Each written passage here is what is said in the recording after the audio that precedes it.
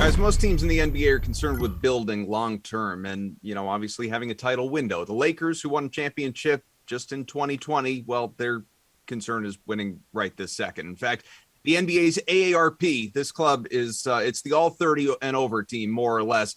Clearly, they're already at the head of the snake, have LeBron James. They have added Carmelo Anthony. They brought back Dwight Howard. They've added Russell Westbrook, obviously, in that big sign and trade move with the Washington Wizards, the walking triple-double. We'll see what he does when he comes in. But this is a team with now 6 guys added this offseason who are at least 32 years old. So, Matt, what do the odds makers make of an all-veteran club like this? So they're the second favorite to win the NBA championship right now. And I'm not sure if I agree with it or not, but I think the telling thing is that the odds just haven't moved very much as a result of all of these offseason acquisitions. The Lakers were somewhere in the neighborhood of plus 450 to plus 500 when the offseason started. Now they're down to plus 380. And I think it's just a highly controversial topic how good of a basketball player Russell Westbrook is.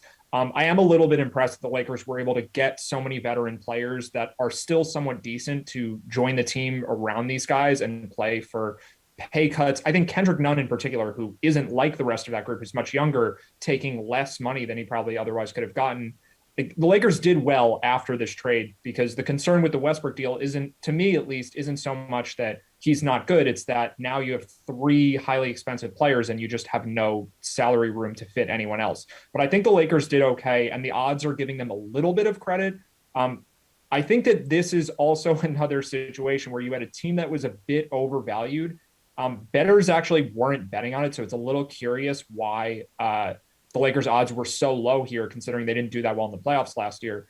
But they are the second favorite behind the Nets. I think maybe that's justified, but I don't think they're that far ahead of the next group. What do you say, Nick? Is this the team to beat in the West? I think it is, and it's not necessarily because of what they've done. It's that I don't know that there's another team in the West that got dramatically better. And I think if LeBron and AD are fully healthy, they probably beat the Phoenix Suns in round 1 of last year's playoffs, and we feel completely differently about both of these teams heading into this season. Some of the other borderline contenders in the West, the Clippers obviously are going to be dealing with an absence of Kawhi Leonard for perhaps the entire regular season.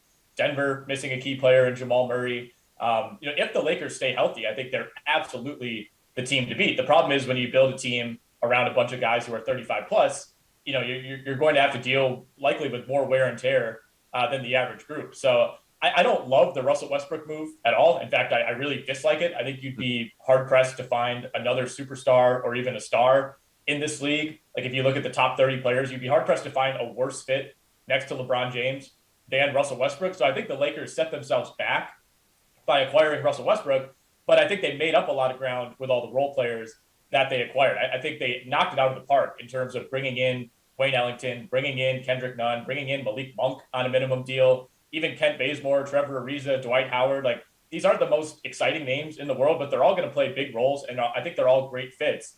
The question is Westbrook just going to go rogue and kind of destroy all that? And I think that's certainly a possibility.